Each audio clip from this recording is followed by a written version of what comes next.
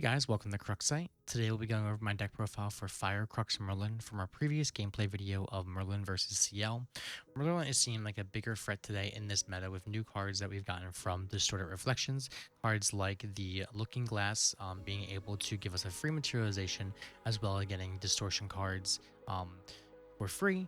Next elf as well, we have now the Cheshire Cat Impish Grin, which really helps create a better ally for the Merlin deck early, giving us a stealth spell shroud that can become a 3/3 with certain cards, and then making the deck a lot faster with the new spectacle package as well, including Rile of the Abyss and Lemuel Guide, as well as other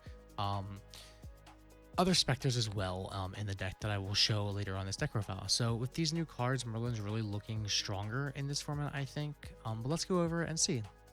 So let's start with the material deck. First thing is we are on Fragmented Spirit of Fire. With Merlin and other level 3 decks, I usually prefer to have the Glimpse 6, being able to craft my opening hand for my next couple of turns and to be able to rush to level 3. We are on a lower number of Crux with only 11 Crux cards in this deck. However, still wanting to be able to see certain cards to get a better opening hand. So I think Fragmented Spirit of Fire is like the perfect spirit right now for the deck. After Fragmented Spirit of Fire, we are on Lorraine 1.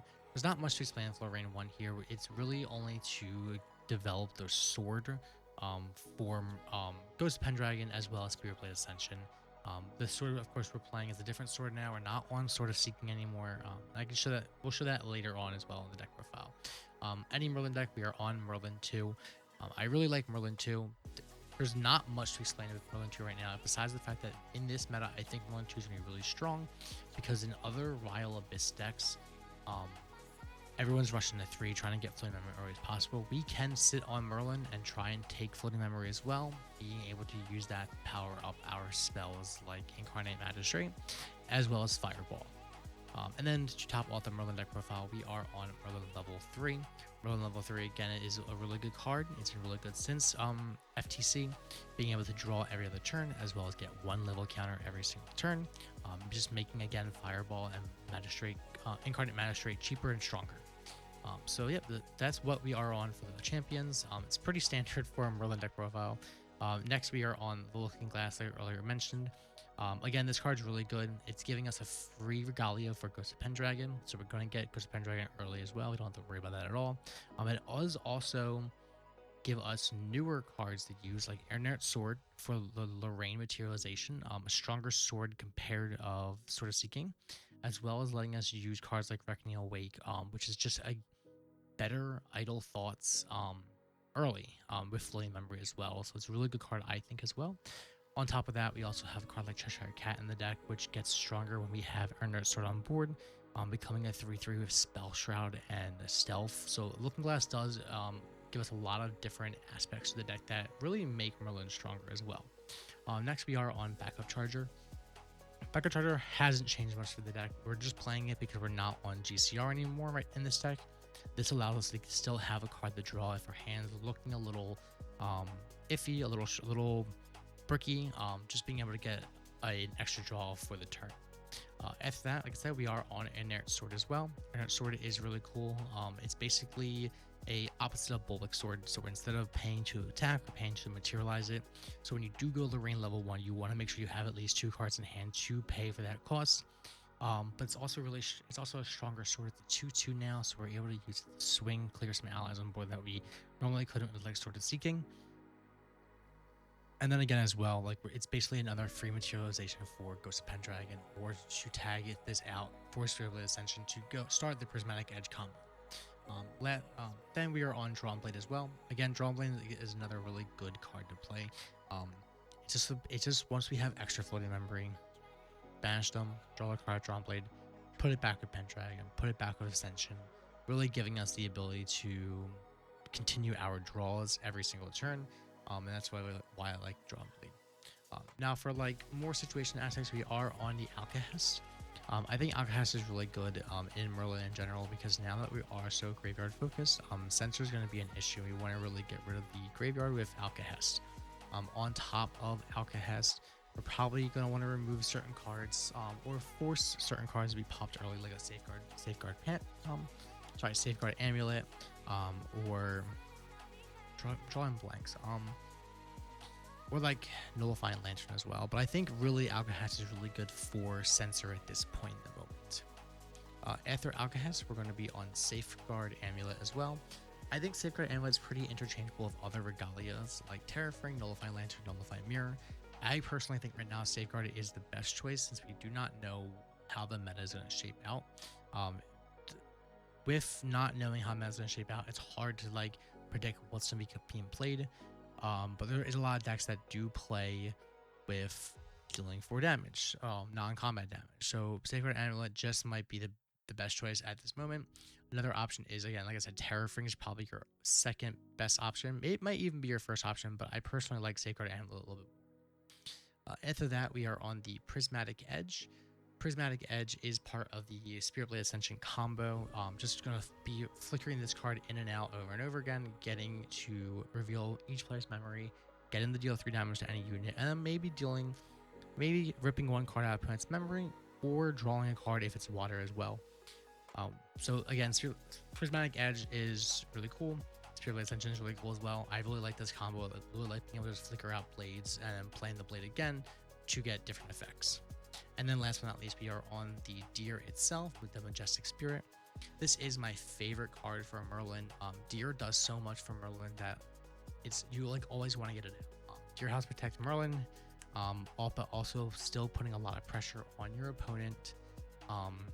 Once it is on the board, it pretty much becomes a target that your opponent has to remove right away. But that's the material deck. Let's move on to the main deck. Okay, with the main deck, this is pretty much going to be our starting cards first, basically what we want to see opening for the deck. There are other cards that we want to see opening as well, but I think these are really good turn 1 plays, turn 2 plays, as well as certain cards we just have staples in the deck also. So first things first, we are on 4 Mnemonic Charms.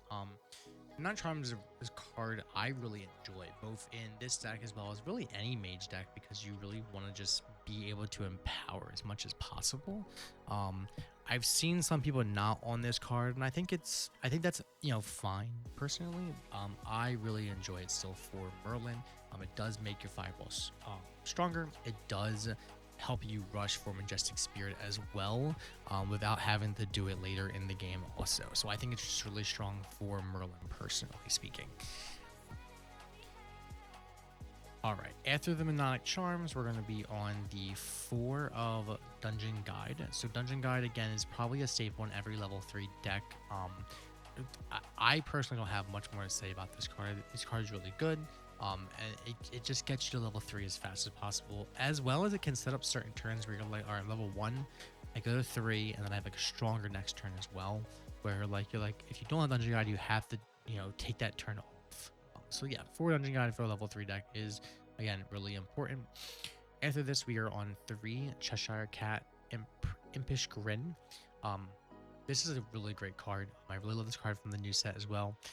It's really good early. As soon as you hit level 1, Cheshire becomes a 3/3 ally with Stealth and Spell Shroud.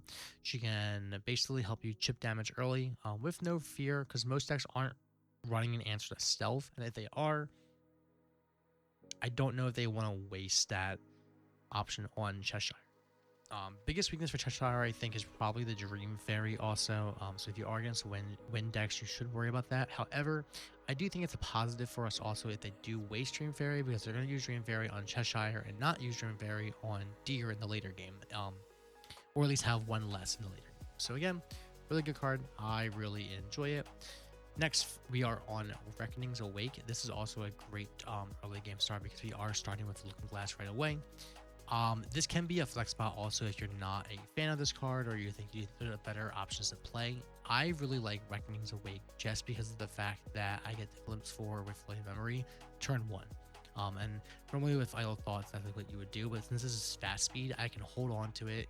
If I have to answer anything on my opponent's first turn, then I can, and if I don't have to, then I can just go end of turn Reckoning Wake, set up my next couple draws, and have Floating Memory for Merlin. So I really like Reckoning's Wake.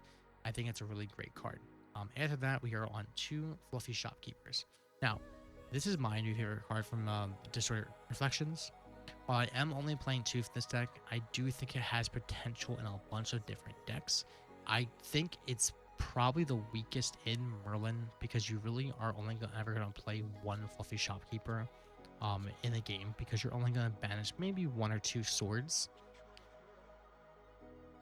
In other decks, it's probably a 4 of, especially in like decks like Lorraine and Soul, or the Ari Infinite Combo deck if you were looking to play that. I still, however, do think it's really good in this deck, and that's why I'm still on 2. However, I can also see removing this card from the deck if you were looking to play other cards or some tech cards if certain decks were more scary for you. Okay, after the starting cards, we're going to move on to basically the fire core, I like to call it, for this deck. It's basically what you would play in mostly every fire deck, especially level 3 deck as well. So first things first, we are on the 4 Hasty Messengers. Now, I have seen people talk about removing this card from the deck. I still personally really like Hasty Messenger, while it is a little slower compared to like cards like Creative Shock.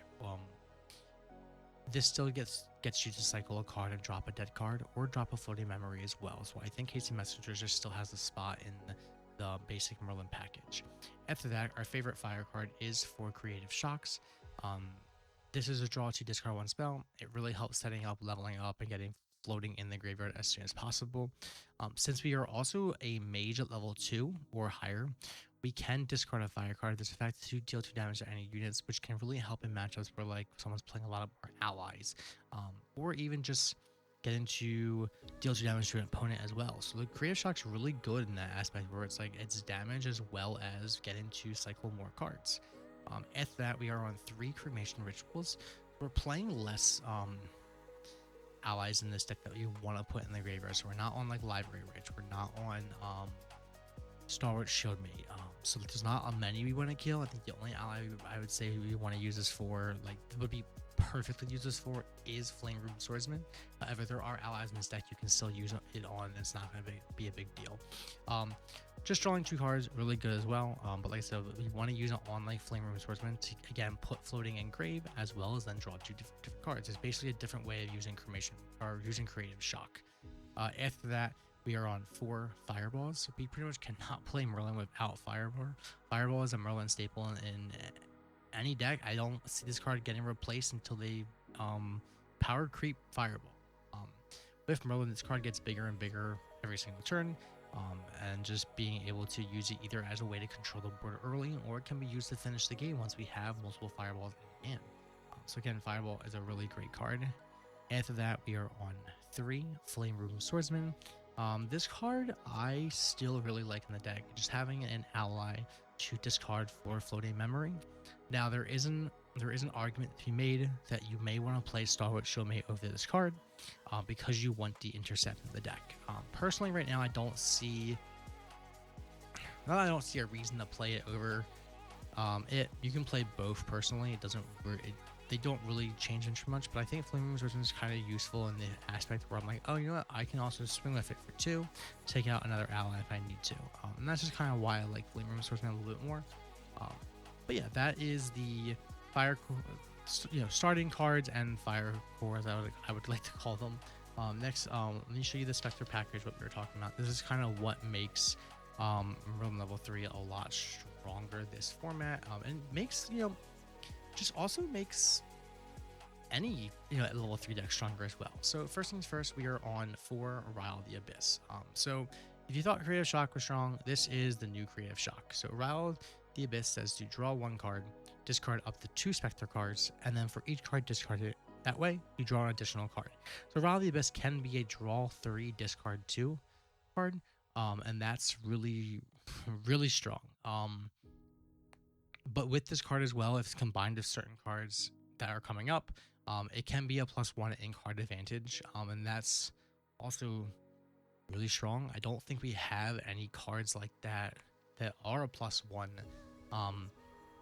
that are that easy to play. I think like the last thing we had was like Lost in Thought could be a plus because you've milled so much floating memory, but this one's definitely like a quicker aspect, I'll say.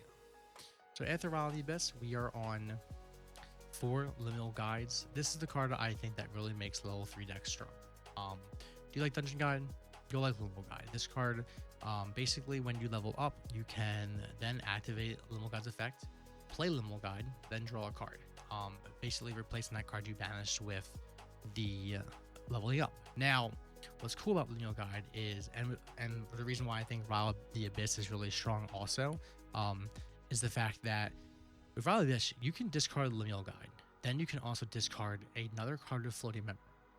You can use that Floating Memory to level up, still activate Liminal Guide, to where you now just drew a card and also didn't lose anything for leveling up because you used Floating Memory instead, making it that you drew an additional card basically for leveling up, and that's, I think, really strong also. The other cool thing about Liminal Guide is you now have a board, a 1/3 body on board. This can be used for chip damage for 1 damage per turn. Liminal Guide is also like Dungeon Guide, where like it's not really a threat, so your opponent may wait a couple turns to even just remove this card. But you can also use this to kill. Sorry, you can also use this to sacrifice it for Cremational Ritual as well. If you're like, oh, you know what, I don't really need the 1/3. Let me just swing with it, and then Cremation Ritual, sacrificing it, draw 2 more cards, getting. But you can also just swing with Liminal Guide, getting the 1 extra damage, and then Cremation Ritualing it to draw 2 more cards as well. So it has so many applications in the deck. It really makes this deck work really well, I think. After that, we are on 4 Undying Dreams. Now this card is in here because it fits 2 aspects. It is Floating Memory, and it's the Spectre type. So you can use it to level up, as well as milling it to cycle another card with Vial of the Abyss. Now, while in most of my testing I haven't actually played this card, you can occasionally pay to give your allies +1/+1 if you know something's threatening to die. So like Ghost of Pendragon, oh, if it's gonna die, you know what, I will pay it, keep Ghost of Pendragon up. Oh, you're literally 1 damage off from killing the deer, you know what, I will play Undying Deer, make it a 5/11 that you're 2 damage off and you can't actually kill it. So there are applications for this card. I just haven't used it yet. I've mostly used it for the Vial of Abyss to just discard it off. And last but not least is I'm on 3 Ever Current Raider. Now, this card, again, cannot be played in this deck normally because we are on Spirit of Fire. We're not playing any Imperial Steel either to play it. This card's literally in the deck for three reasons. It's Floating Memory again. It's a Spectre card as well, so it does fit those 2 check marks. It's also a water card, which you'll want to use for Spirit Blade Ascension, because it basically makes Spirit Blade Ascension a card that replaces itself on top of dealing 3 damage, and that's a big reason why you want to play a water card with Floating Memory in the deck, just being able to get that draw off of Spirit Blade Ascension. Now, I've seen most decks do playing for this. I will say that you do probably want to play for this card. However, I did cut it down to 3 because I was just trying to play more cards in the deck. So I was just trying to fit in, like, I think at the moment I was trying to fit in 2 Fluffy Shopkeepers. So again, you can be on 4. I think 3 to 4 is a perfectly fine ratio for the card. So that's pretty much why you play Ever Current Raider. Alright, last but not least is our Crux package. This Crux package is, I would say it's pretty small, but it's also pretty normal right now. So the first thing is we're on 4 Spirit Blade Ascensions. Spirit Blade Ascensions, again, a really cool card. There's so many ways to use this card also because it is fast. So basically, how I've kind of described how this card, I can show you the full combo with it. So say we have the Annette Sword on board. With the Annette board on sword, now we can go Spirit Blade Ascension as an additional cost, bounce Annette sword back to the deck. Then, if it does resolve, you get to play your other sword, which would most likely be Prismatic Edge, using the effect to do the 3 damage, draw a card, ripping a card from it. That's pretty much what the Prismatic Edge would do. Now that seems pretty basic, but Ascension can be played in a lot of ways. Say like, oh, you know what? Your opponent's going to play a card to get rid of one of the swords. You have Ascension. Yeah. Well, in response, I'm going to go Ascension, and opponent can't respond to this because the additional cost is getting rid of the sword. So, oh, I got rid of the sword. Do you have a response?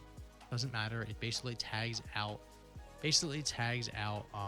the sword for free, not being able to have your opponent respond to getting rid of the sword. And that's what's really cool about Ascension, and it's a big reason why I like Ascension.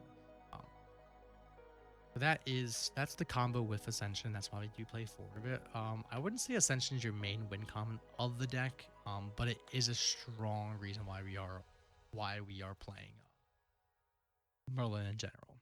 Next, we're on the 4 Ghost of Pendragons. This is another 4 for the deck. Basically, similar to Ascension, on enter you can bounce one of the regalias you control, so it doesn't have to be a sword. So you can use like the Looking Glass, like I said. Most times it is going to be a sword, but the Looking Glass is a really good card to also use as well. Basically, you bounce those though, and then you have to draw 2 cards. So it's basically a cremation ritual on a body as well. Ghost Pendragon is also not a small body either. A 3/4 ally is still really strong in this meta. So it's why I really like the card and why most Crux packages are playing Ghost of Pendragon. You'll see this card in the Rain decks, and you'll see this card in Merlin decks as well. It's basically a Crux staple at this point. And then last but not least, for Merlin, we are on the 3 Incarnate Magistrates. This card again is really good, and it has 2 ways to reduce its cost also. So first one is the efficiency. So the longer Merlin's on board, the cheaper this card costs. Now most games aren't gonna let you just sit on Merlin to get to 12. So that's why I like playing the Mnemonic Charm in the deck as well, to reduce its cost by 2 each. Basically making it, oh, I'm at level 5, well now I'm level 7, now I'm at level 9, now Administrate causes 3. The other cool thing of Incarnate Magistrate and why I like Fluffy Shopkeeper is in this deck you can feel free to banish Prismatic Edge. Feel free to banish the Drawn Blade as well with Fluffy Shopkeeper, because now with these 2 banished, this card also costs 2 cheaper, making it a 10 cost. So Fluffy Shopkeeper can also speed up your ability to play the Deer right away. It's another reason why I like that card. And we've already seen the Deer, but like the Deer is again really strong also, just getting Intercept, True Sight, Figure, and also giving us Spell Shroud. And then any damage that we would take is also prevented by half rounded up. So they deal us 3 damage, we're only going to take 1. If they're dealing us 5 damage, we're only going to take 2. So again, Magistrate Spirit, really good card, and Incarnate Magistrate is really good as well. Well guys, that is my deck profile for Fire Crux Merlin. This is still a work in progress as we decide what is the best cards to play for our meta. However, I do think there are cards that could be decent in the sideboard or in the main deck as well, like Reduce to Ash or Spark a Light. If you want to see the deck being played, watch this video to see our gameplay video of Fire Crux Merlin versus Windscale, which will be listed on the screen. I'm Fox at Crux Site. Thanks for watching, guys.